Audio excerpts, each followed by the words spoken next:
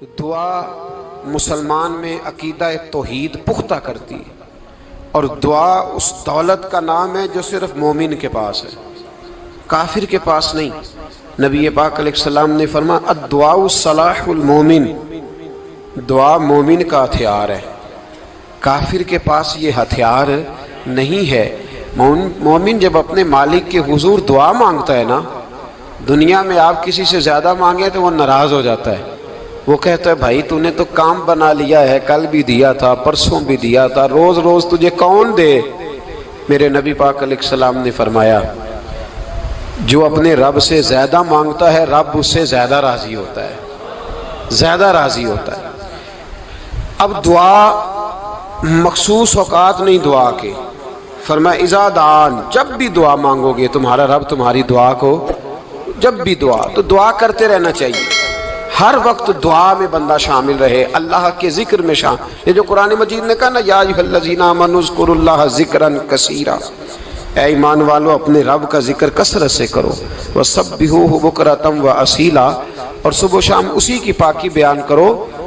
تو اس سے مراد یہ نہیں ہے کہ تسبیح لے کے سارا دن مسجد میں بیٹھے رہو اور کام کوئی نہ کرو، بلکہ اس کا مطلب یہ ہے کہ روٹی شروع کرو تو اللہ کے نام سے، اختتام کرو تو اللہ کے نام، سو جاؤ تو رب کا نام لے کے، سویرے اٹھو تو اللہ کا نام لے کے، جب تمہیں کوئی چیز اچھی لگے تو ماشاءاللہ کہو، جب کوئی مصیبت آئے تو کہو انا للہ و انا الیہ راجعون۔ تو سارا دن اللہ کا ذکر جاری رہے گا۔ نبی پاک صلی اللہ علیہ وسلم نے مسلمان کو ایک دوسرے سے ملنے کا طریقہ بتایا۔ مصیبت آئے تو کیا کہنا ہے؟ صرف فوتگی پہ نہیں کہنا، اس کی وضاحت کر دو۔ کوئی بھی الذین اذا اصابتہم مصیبہ، جب بھی کوئی مصیبت آئے، اللہ کے بندے کہتے ہیں ہم اللہ کی طرف سے آئے ہیں اور اللہ کی طرف ہی ہم نے لوٹ جانا۔ تو میرے عزیز ہر وقت اللہ کا ذکر جاری رہے گا، ہر وقت زبان پہ رب کریم کا۔ دیکھیں نا نبی پاک علیہ السلام نے ہمیں ملاقات کا طریقہ بتایا۔ ایک صحابی آئے تو انہوں نے آ کے کہا السلام علیکم، نبی پاک علیہ السلام نے فرمایا رب تعالیٰ نے اسے 10 نیکیاں عطا فرمائی ہیں۔ دوسرے آئے تو انہوں نے کہا السلام علیکم ورحمۃ اللہ، تو محبوب فرمانے لگے، امام بہقی نے اس کو لکھا ہے، محبوب فرمانے لگے رب کریم نے اسے 20 نیکیاں عطا فرمائی۔ ایک اور آئے، عرض کیا السلام علیکم ورحمۃ اللہ وبرکاتہ، محبوب فرمانے لگے اللہ نے اسے 30 نیکیاں عطا فرمائی۔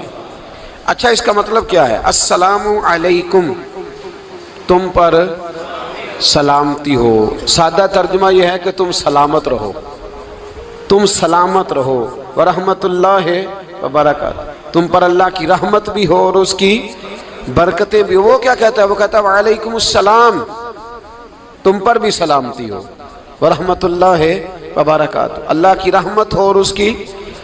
یہ جو مسنون دعائیں ہیں نا جو حضور نے ہمیں دعائیں سکھائیں ہر موقع پہ، ان کا کمال دیکھیے۔ اب ایک مسلمان نے آتے کہا السلام علیکم، اس کا مطلب کیا ہے؟ تم پر۔ اب وہ جھگڑا کرے گا اسے مارے گا، اس کا مال چھینے گا؟ اس نے تو آتے ہی کہا ہے تم پر سلامتی ہو۔ تو جو سلامتی کی دعا دینے والے ہیں وہ جیب تھوڑی کاٹیں گے، وہ غبن تھوڑی کریں گے، ڈاکہ تھوڑا ڈالیں گے۔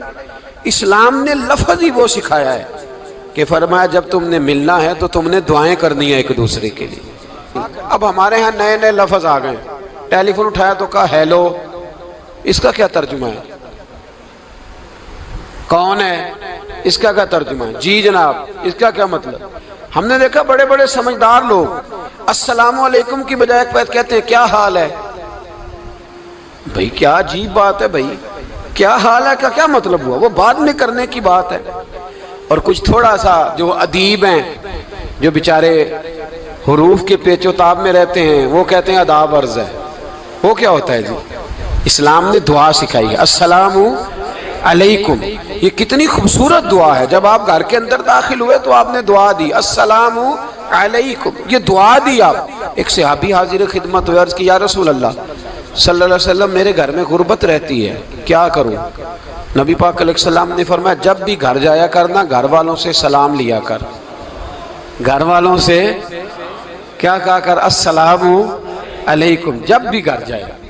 یعنی گھر آیا، اب گھر والوں نے بتایا کہ ماچس کی ڈبیا تو لے آؤ، اب یہ دکان کونے پہ تھی گھر والے پہ، وہاں سے ماچس کی ڈبیا لے کے واپس گیا تو کہنے لگا السلام علیکم. پھر گھر والوں نے کہا ہو بتانا یاد ہی نہیں رہا، چینی بھی ختم ہو گئی ہے. تو یہ پھر گیا چینی لینے، لوٹ کے آیا تو کیا کہا؟ جب اللہ چاہتا ہے تو کہے، جب اللہ کے رسول چاہتے ہیں تو کہے. اس کا ترجمہ یہ ہے کہ تو کہہ، تو سلام لے. اللہ رسول چاہ رہے ہیں کہ تو سلام لے تاکہ تیرے گھر میں سلامتیاں ڈال دی جائیں.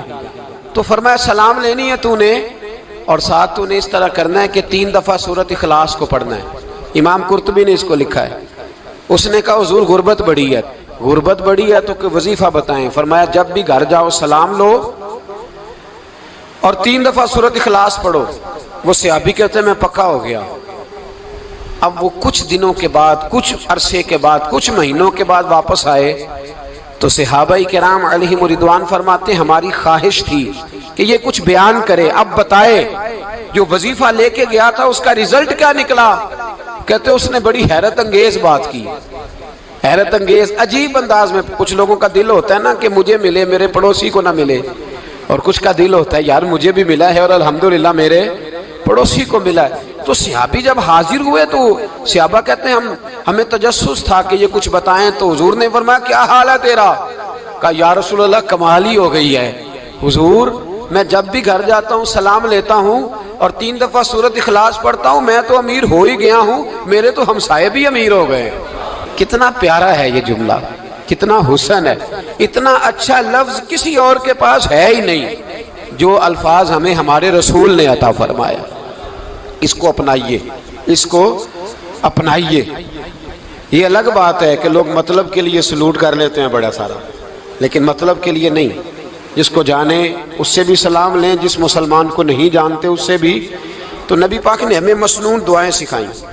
رات کو جب سونے لگیں اللہ کے رسول صلی اللہ علیہ وسلم نے ہمیں دعا سکھائی. حضور نے فرمایا جب سونے لگو تو مسلم شریف میں فرمایا تم نے یہ دعا پڑھنی اللہم باسمک اموت و احیا.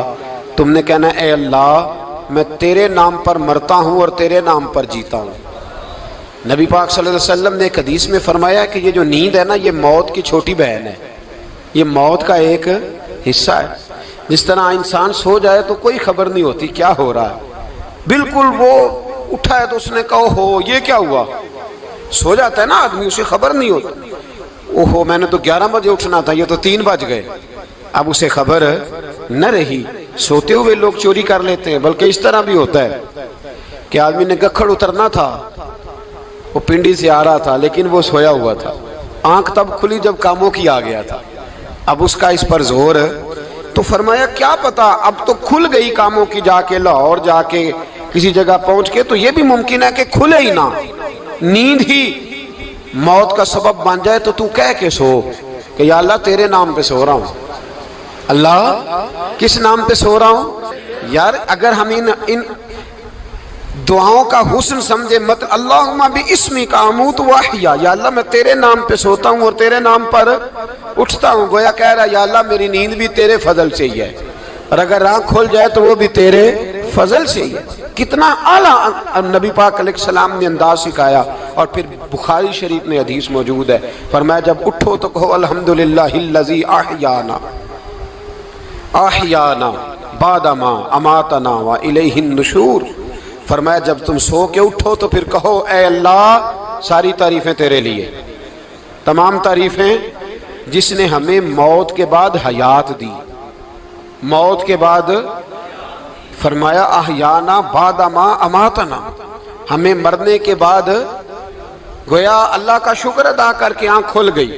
دیکھیں کس طرح اسلام مسلمان کو اللہ کے ساتھ جوڑتا ہے. فرمایا شکر کر، آنکھ کھل گئی. کہ یا اللہ تیرا شکر ہے تو نے موت کے بعد ہمیں دوبارہ حیات عطا فرمائی، یہ شکر ادا کرو. گویا تم یہ نہ کہنا کہ میں اٹھ گیا ہوں تو میرا کمال ہے، یہ نہ سمجھنا میں اٹھ گیا ہوں تو میں بڑا پابند ہوں، جب میں ارادہ کر لوں کہ میں نے 11 بجے اٹھنا ہے تو پھر میں اٹھ جاتا ہوں. یہ نہ کہنا کہ یہ الارم بڑا اچھا ہے، یہ مجھے اٹھا لیتا ہے. ذہن کے اندر خیال کر کہ نیند تو موت کی طرح تھی، یہ جو میں اٹھ گیا ہوں تو اپنے رب کے فضل سے اٹھا ہوں. جو میں اٹھ گیا ہوں، جو ابھی اٹھے ہیں وہ تو بول دینا کم از کم کہ میں اپنے رب کے فضل سے اٹھ گیا. تو دعا سکھائی. پھر دیکھیے نبی پاک صلی اللہ علیہ وسلم نے فرمایا جب تم بیت الخلاء میں جاتے ہو نا، واش روم میں جاتے ہو، تو گندی چیزیں ہوتی ہیں وہاں، شیطان ہوتے ہیں، جنات ہوتے ہیں، یہ گندگی پہ ہوتے ہیں۔ جب تم واش روم جاؤ، بیت الخلا جائے، تب بھی دعا مانگو۔ کیا دعا مانگو؟ وہ دعا بھی نبی پاک صلی اللہ علیہ وسلم نے ہمیں تعلیم فرمائی اور بخاری میں ہے، کہا پڑھا کرو اللہم انی اعوذ بک من الخبث والخبائث۔ کہو اے اللہ ناپاک چیزوں سے میں تیری پناہ مانگتا ہوں، وہ نر ہوں یا مادہ ہوں۔ اللہ میں تیری پناہ مانگتا ہوں۔ واش روم کے اندر بہت ساری بری چیزیں ہوتی ہیں، جوان میری بات پر توجہ فرمائیں، وہاں بہت ساری گندی چیزیں ہوتی ہیں۔ انسان کئی دفعہ واش روم میں جاتا ہے، اسے وسوسے زیادہ آتے ہیں، یہ نوٹ کریں میری بات کو۔ اصل میں نا ہم بات ڈھونڈ رہے ہیں علاج اپنی بیماریوں کا، حالانکہ علاج تو سارا مدینے والے رسول کے پاس موجود ہے، محبوب کے پاس ساری دوائیاں ہیں۔ تو نبی پاک علیہ السلام دیکھیں نا، انسان واش روم میں جاتا ہے اسے وسوسے آتے، برے خیالات آتے، وہ گناہ کی طرف کئی دفعہ مائل ہوتا ہے، تو کہا تو دعا پڑھ کے جا اللہم انی اعوذ بک، یا اللہ میں تیری پناہ مانگتا ہوں من الخبث والخبائث، ہر خبیث اور بری چیز سے میں تیری پناہ مانگتا ہوں، وہ نر ہو یا یار۔ کتنا عظیم دین ہے، کتنا عظیم میرے مصطفیٰ کریم کا وہ والا دین ہے۔ اصل میں اللہ کرے بی اے پاس بچے کو بیت الخلا کی دعا بھی یاد ہو جائے، ایسے یاد ہو جائے، اور اس کے ماں باپ سمجھ لیں کہ جوان ہو گیا ہے، تو اب ہو سکتا ہے اس کی طرف شیطان حملہ زیادہ کرے، اسے خراب کرنے کی کوشش کرے، تو لہٰذا اسے دعا سکھائی جائے تاکہ اس کو پہلے سے پتا ہو کہ میں نے اس بے ایمان سے بچنا کس طرح سے۔ اب آپ دیکھیے نبی پاک علیہ الصلوۃ والسلام نے ہمیں دعا سکھائی، مصنف ابن ابی شیبہ میں۔ کون سی دعا؟ واش روم سے نکلنے کی۔ اللہ اکبر، بڑی زبردست دعا ہے، بڑی زبردست۔ آپ یقین کریں اس ایک ایک دعا پر ایک ایک پورا بیان ہو سکتا ہے، ایک ایک۔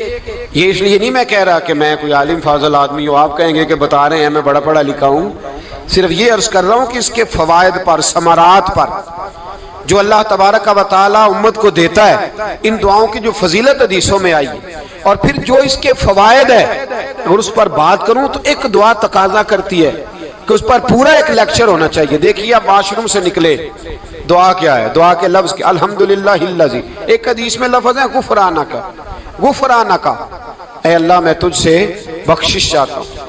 اور جو مشہور اور معروف ہے مصنف ابن ابی شیبہ کی روایت، فرمایا الحمدللہ الذی اذھب عنی العذاب وعافانی، فرمایا اے اللہ تیرا شکر ہے۔ واش روم سے نکلا ہے تو کہہ رہا ہے یا اللہ تیرا شکر ہے، تو نے مجھ سے اذیت دور کی، وعافانی، اور تو نے مجھے عافیت عطا کر دی، اذیت دور کر دی اور عافیت۔ بولیے واش روم سے نکلا ہے تو کیا کہتا ہے؟ یا اللہ تیرا شکر ہے، تو نے مجھ سے اذیت دور کر دی اور مجھے عافیت۔ ڈاکٹر حکیم ہومیوپیتھک ایک چیز پر متفق کم ہوتے ہیں، پتہ ہے نا آپ کو، لیکن اس بات پر سب کا اتفاق ہے کہ اگر کسی کو قبض ہو جائے نا تو شاید 70 یا 72 بیماریاں لگ جاتی ہیں اس کو۔ اور جب آدمی کو قبض ہوتی ہے نا، پیٹ کے اندر فضلہ جم جاتا ہے، خارج نہیں ہوتا، اس کو اعصاب کی بیماری ہوتی ہے، اس کے ذہن پر اثر ہوتا ہے اس چیز کا۔ آپ یہ مت سمجھیں کہ کھانا کھانا یہ کمال ہے، اللہ نے یہ بھی نعمت بنائی ہے کہ کھانا جب خارج ہوتا ہے تو وہ بھی اللہ کا بہت بڑا احسان ہے۔ تو فرمایا تو سمجھا ہی نہیں، اگر تجھے قبض ہو جاتی، تیرے پیٹ کے اندر وہ چیز جم جاتی، تیرے لیے کتنی تکلیف کا باعث تھی۔ ان لوگوں سے پوچھئے جو اس کے بیمار ہیں، اس کے مریض ہیں، وہ کتنی تکلیف میں رہتے ہیں، سر میں درد ہوتا ہے، سر چکراتے ہیں۔ ایک بہت بڑا روڈ ایکسیڈنٹ ہوا تو ڈرائیور سے لوگوں نے پوچھا کہ مسئلہ کیا ہے، تو کہنے لگا میں قبض کا مریض ہوں، تو میں کھانا کھا لیتا ہوں تو میرے ذہن پر وہ اس قدر زیادہ گیس کا غلبہ ہوتا ہے کہ میں سخت تکلیف میں ہوں۔ نبی پاک علیہ الصلوۃ والسلام نے ہمیں سمجھایا اور بتایا کہ سمجھ لو یارو، کھانا کھانے کی نعمت تو اللہ نے تمہیں عطا فرمائی ہے، لیکن کھانا کھانے کے بعد اس کا اخراج بھی اللہ کی بہت بڑی نعمت ہے، تو اللہ کا شکر ادا کرو۔ پھر جب آپ گھر سے نکلیں گے تو بھی اس کی دعا ارشاد فرمائی، بسم اللہ توکلت علی اللہ، اللہ کے نام سے گھر سے نکلتا ہوں اور میں نے بھروسہ بھی اللہ کے نام پہ کیا۔ جب گھر سے نکلیں تو کس کے نام پہ بھروسہ کریں؟ بولیے۔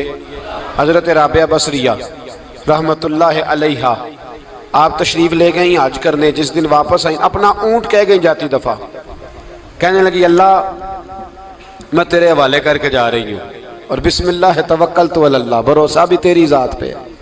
جس دن واپس آئی نا اسی دن کسی نے بتایا کہ اماں آج ہی تیرا اونٹ مر گیا ہے، تو اونٹ کے سرانے کھڑی ہو کے کہنے لگی مولا میں تو تیرے نام پہ تیرے پہ بھروسہ کر کے گئی تھی، تیرے حوالے میں تو تیرے گھر گئی تھی۔ تو لوگ کہتے ہیں اماں کے منہ سے لفظ نکلے تو اونٹ زندہ ہو کے کھڑا ہو گیا، کھڑا ہو گیا ہوں۔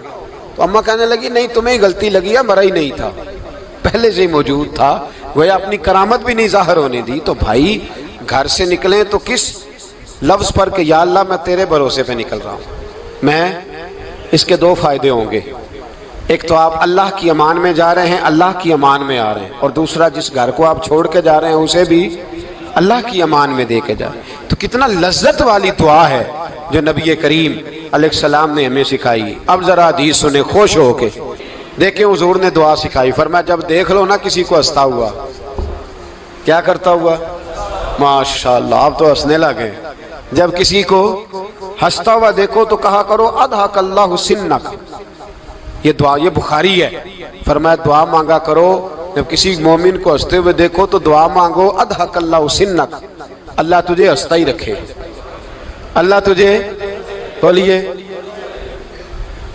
جل نہ جایا کرو کہ میں پریشان ہوں تو یہ ہنس کیوں رہا ہے، جھلا نہ کرو، بلکہ کیا کہا کرو اللہ تجھے ہنستا رکھے، اللہ تجھے۔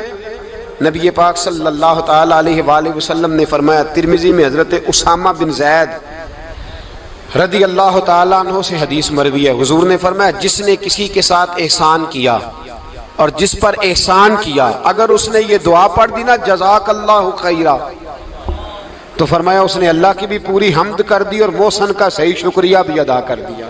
کیا کہنا ہے؟ جزاک اللہ، اللہ تجھے بہترین جزا عطا کرے۔ اس کا ترجمہ کیا ہے؟ اللہ تجھے بہترین، کیونکہ حضور فرماتے ہیں من لم یشکر الناس ولم یشکر اللہ، جس نے بندوں کا شکریہ ادا نہیں کیا اس نے اللہ کا بھی شکریہ ادا نہیں کرنا۔ تو کیا کہنا چاہیے؟ جزاک اللہ خیرہ۔ اور اگر اماں کہتی ہو بچوں کو انگریزی سکھانی ہے تو کیا کہنا ہے؟ پھر شکریہ ادا کرنے میں کیا کہنا ہے؟ Thanks, thank you. او خدا کے اس کا ثواب کتنا ہے؟ بولے انگریزی ایک زبان ہے، اس کو زبان ہی رہنے دیں گے۔